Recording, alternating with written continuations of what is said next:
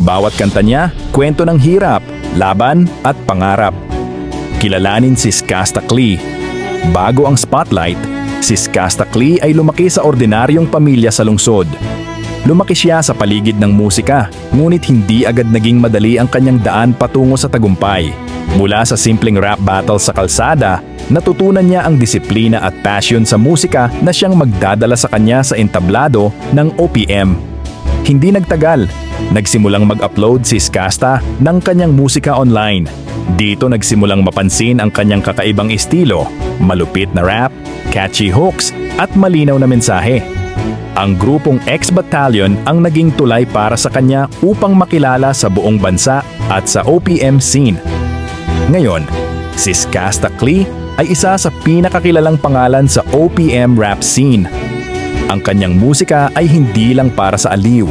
Ito ay kwento ng laban, pangarap at tagumpay. Patunay na sa sipag, determinasyon at malasakit sa musika. Kahit sino ay pwedeng maabot ang kanilang pangarap.